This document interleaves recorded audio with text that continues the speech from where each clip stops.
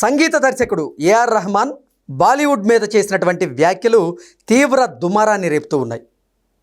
మతం కారణంగా గడిచినటువంటి 8 సంవత్సరాల కాలంలో అధికార మార్పిడి జరిగిన తర్వాత తాను అవకాశాలను కోల్పోయాను అంటూ ఏఆర్ రెహమాన్ చేసినటువంటి వ్యాఖ్యలు దుమారాన్ని రేపడం, ఆ తరువాత బాలీవుడ్ ప్రముఖులు ఆ వ్యాఖ్యలను ఖండించడం, తన వ్యాఖ్యల పట్ల తాను వివరణ ఇచ్చేటువంటి ప్రయత్నం ఏఆర్ రెహమాన్ చేయడం, ఇవన్నీ చకచకా జరిగిపోయాయి. అసలు ఆ వ్యాఖ్యల వెనక ఏఆర్ రెహమాన్ ఉద్దేశం ఏంటనేది మనం పూర్తి స్థాయిలో విశ్లేషణ చేసుకునేటువంటి ప్రయత్నం చేద్దాం. ప్రస్తుతం మనతో పాటున్నారు సినీ దర్శకులు శ్రీరామ్ సంజీవ్ నాయుడు గారు. వారితో మాట్లాడదాం. సార్ నమస్తే అండి. నమస్తే అండి. To all the viewers of wild వర్స్, all the very best. AR Rahman గారి కమెంట్స్ని ఎలా చూడాలి? ఆయన కమెంట్స్ పట్ల కాస్త వ్యతిరేకత వ్యక్తం అవుతున్నటువంటి నేపథ్యంలోనే ఆయన చేసినటువంటి వ్యాఖ్యల వెనక ఉద్దేశం ఏంటనేది ఒక వివరణ ఇచ్చేటువంటి ప్రయత్నం కూడా చేశారు కదా. ఏంటి ఆయన వ్యాఖ్యలను ఎలా చూడాలంటారు అసలు మనం?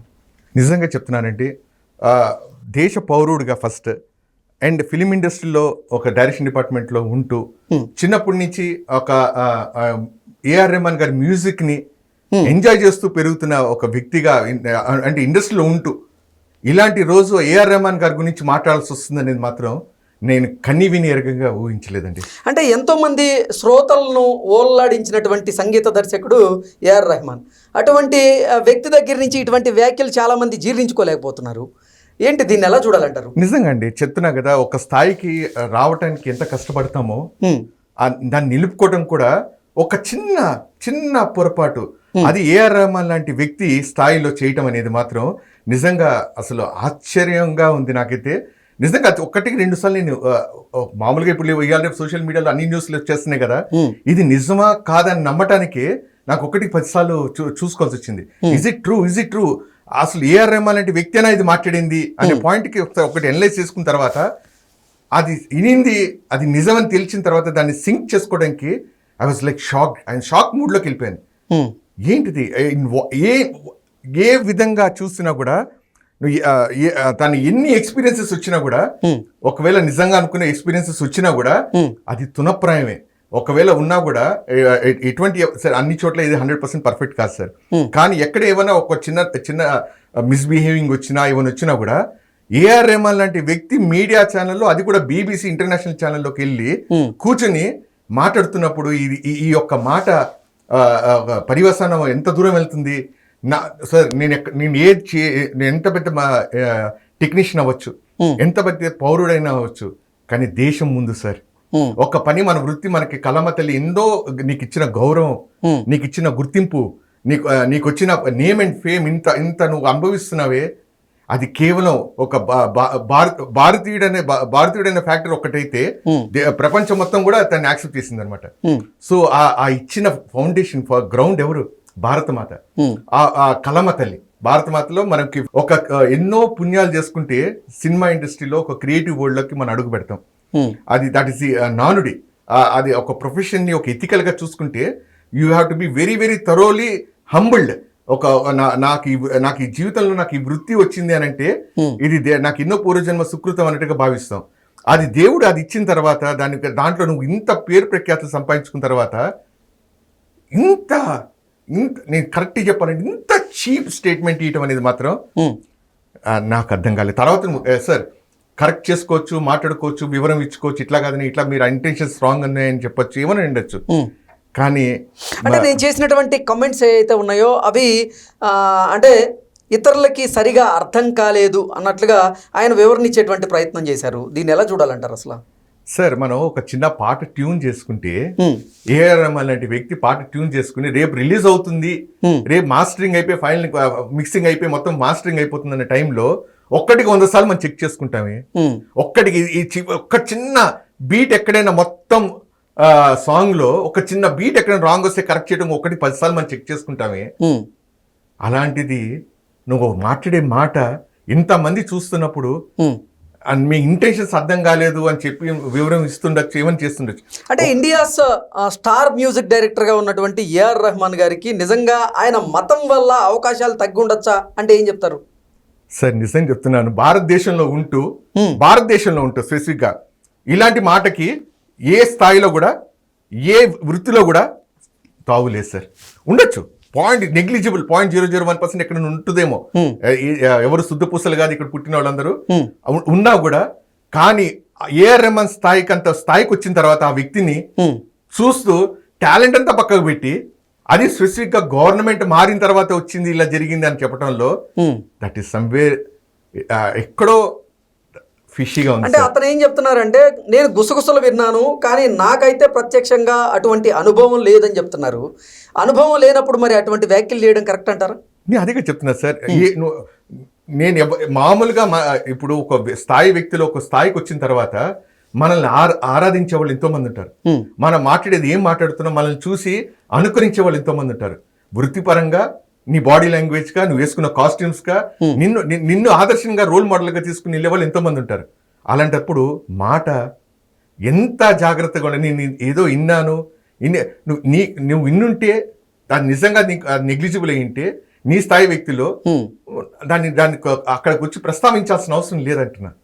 దాని గురించి నువ్వు you don't have to magnify it. ఇవాళ నేను ఎందుకు ఇవాళ నేను చాలా ఫీల్ అవుతున్నానంటే చెప్పడం ఒక మాట చెప్పేశారు సార్.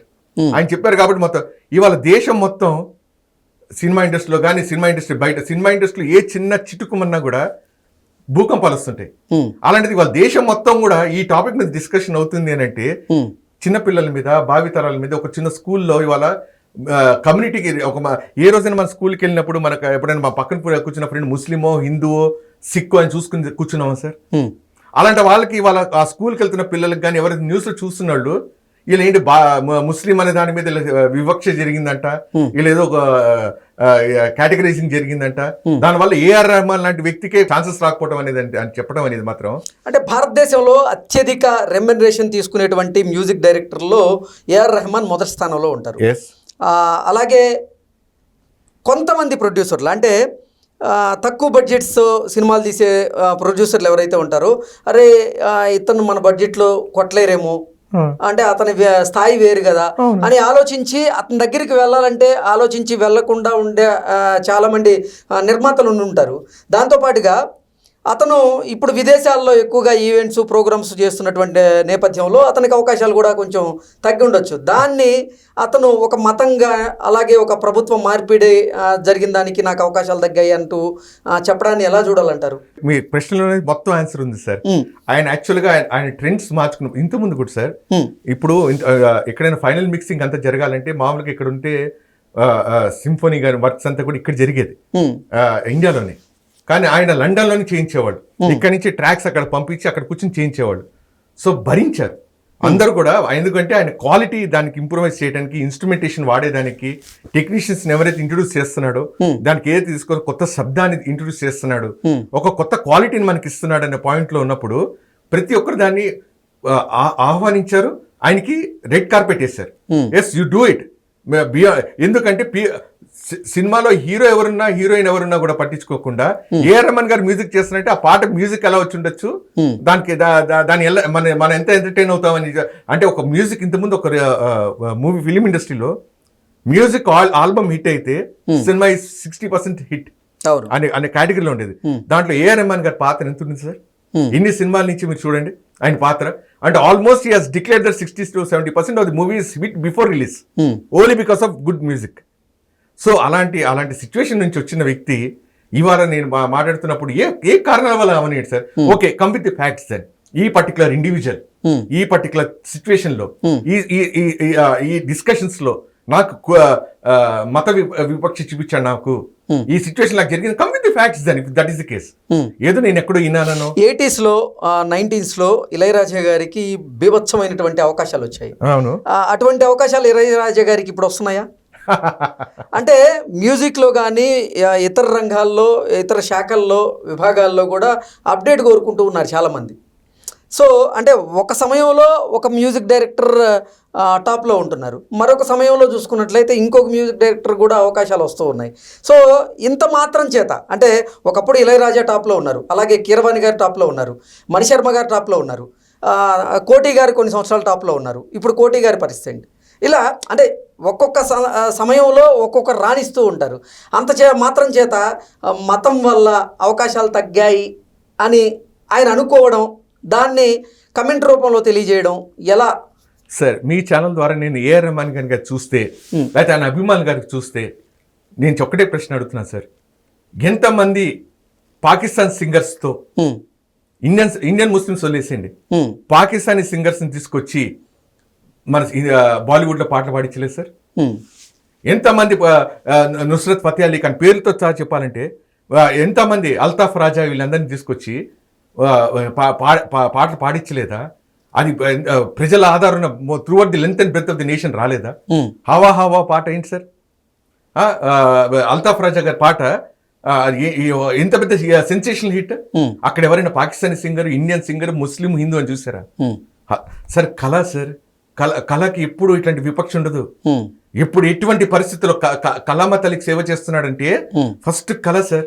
ఒక హ్యాండ్ రైటింగ్ బాగా రాస్తున్నాడంటే అసిస్టెంట్ డైరెక్టర్ గా వాడికంటే ఒక స్థానం ఉంటుంది. సినిమాలు పిలిపించుకు రాయించుకుంటారు. కళ అనేది అంత గొప్పది. నువ్వు ఇంత చిన్న స్టేట్మెంట్, ఇంత చీప్ స్టేట్మెంట్ తో ఆ కళ అనే విలువని ఇంత దారుణంగా ప్రకటించడం అనేది మాత్రం నిజంగా సార్ నేను ఏమన్నా కానీ I'm very very badly hurt. ఎందుకంటే ఆ తర్వాత ఆయన వివరణ ఇచ్చేటువంటి ప్రయత్నం చేశారు కదా, దాన్ని ఎలా తీసుకోవాలంటారు? నేను ఒకటే మాట చెప్తాను సార్, మాట నీ నోట్లోంచి జారినంత వరకు ఆ మాట నీకు బానిస. ఒక్కసారి మాట నీకు బయట వచ్చిన తర్వాత ఆ మాటకి నువ్వు బానిస. అది మెగాస్టార్ చిరంజీవి గారు చెప్పినట్టు, ఎంతో మంది చెప్పినట్టుగా you have to understand that. ఎందుకంటే పర్టికులర్లీ మామూలుగా మన ఇంట్లో మాట్లాడినప్పుడే, మన ఇంటి పెద్దవాళ్ళు ఉన్నప్పుడే మనం మాట్లాడినప్పుడు కొంచెం ధ్వని తగ్గించుకుని మాట్లాడతాం, మర్యాద ఉంటుంది. అలాంటిది నువ్వు ఒక దేశం గురించి లేకపోతే ఒక నీ వృత్తి గురించి మాట్లాడుతున్నప్పుడు, వాళ్ళు ఇంటర్నేషనల్ ప్లాట్ఫామ్ మీద కూర్చుని మాట్లాడుతున్నప్పుడు ఈ మాట మాట్లాడితే, ఇందాక నీకు చెప్పినట్టుగా నీ చిన్న ట్రాక్ సెట్ చేసుకుని రిలీజ్ అవ్వక ముందు నువ్వు ఇన్ని జాగ్రత్తలు చూసుకుంటావే, అలాంటిది ఒక మాట మాట్లాడేటప్పుడు ఇలా మతం అనో లేక నీకేదో జరిగిందనో దాని మీద నీకేదో ప్రాబ్లం ఉందనో, ఇప్పుడు మీరు అంటున్నారు సార్, ఇప్పుడు కొత్త తరం పాత తరం అని కాదు. ఇప్పుడు కోటి గారికి రాలేదు అని అంటే అంత మాత్రం ఆయన టాలెంటెడ్ కాదని కాదు, ఇళయరాజా గారికి కాదంటే టాలెంటెడ్ అని కాదు. They are all proven. రేపు ఇళయరాజా గారికి ఇంకో మూవీ వచ్చింది అనుకోండి, ఈమె రాక్ విత్ ఎక్స్ట్రాడినరీ మ్యూజిక్. వివిధ కోణాల వల్ల, వివిధ కారణాల వల్ల ఒక్కొక్కసారి అవకాశాలు తగ్గుతూ ఉండొచ్చు. అంటే ఇప్పుడు కొంతమంది నిర్మాతలకి లిమిటెడ్ బడ్జెట్ ఉండొచ్చు, వాళ్ళు ఏఆర్ రెహమాన్ గారిని సంగీత దర్శకుడిగా పెట్టుకునేటువంటి అవకాశం వాళ్ళకు ఉండకపోవచ్చు. ఇంకోటి ఆయన తీసుకునే టైం, ఇప్పుడు ఒక ప్రాజెక్ట్ త్వరగా కంప్లీట్ చేయాలని ఉంటుంది. ఆ ప్రాజెక్ట్కి తీసుకునే టైం నేను మ్యూజిక్ 6 months తీసుకుంటానంటే నాకు వద్దులే టైం ప్రాబ్లమ్ రావచ్చు. ఇందాక మీరు ఇంకో చాలా ఇంపార్టెంట్ పాయింట్ చెప్పారు, ఈవెంట్స్ గురించి పార్టిసిపేట్ చేస్తున్నప్పుడు ఆయన బ్యాక్ స్టేజ్ తీసుకుని నేను ఈవెంట్స్ మీద కాన్సన్ట్రేట్ చేయబట్టే కదా ఇవాళ గ్లోబల్ గా ఆయన స్టాండర్డ్ అయ్యాడు. అవును, ఇప్పుడు మామూలుగా చిన్న సీరియల్స్ లో, టీవీ సీరియల్స్ లో చిన్న హిట్ అయిన వాళ్ళు ఈవెంట్స్ మీద పరిగెడుతున్నప్పుడు, సినిమా డేట్స్ కి పక్కా పెట్టి ఈవెంట్స్ కోసం పరిగెడుతున్నప్పుడు, అంత పెద్ద స్టార్ట్ చేసినప్పుడు పీపుల్ సార్ ఎవరు కన్వీనియన్స్ వాళ్ళు చూసుకుంటారు. ఇప్పుడు నా కన్వీనియన్స్, నాకు అవైలబిలిటీ ఉంటుంది. నాకు తాజ్ కృష్ణలో పోయి కాఫీ తాగాలని ఉంది, I have the wallet strength. కానీ అక్కడ తాజ్ కృష్ణలో టేబుల్స్ అన్ని ఫుల్ అయితే what will I do? I will take second option, I will go to Taj Deccan something else.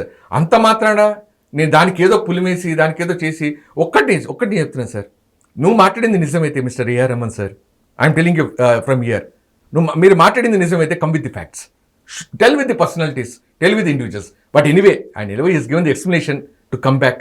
ఇంకా అంటే I have taken back the words, intentions are wrong అర్థం చేసుకున్నాను చెప్పి అంటున్నారు. కాబట్టి let us not prolong it.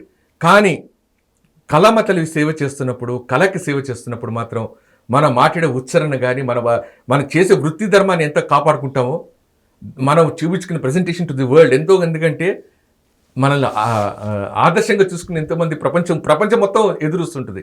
అలాంటప్పుడు we have to be very cautious అని అంటున్నాను. ఓకే అండి, thank you so much. Pleasure is all mine. So all the best to Wild Wolf 10 and thank you Krishna garu. Thank you.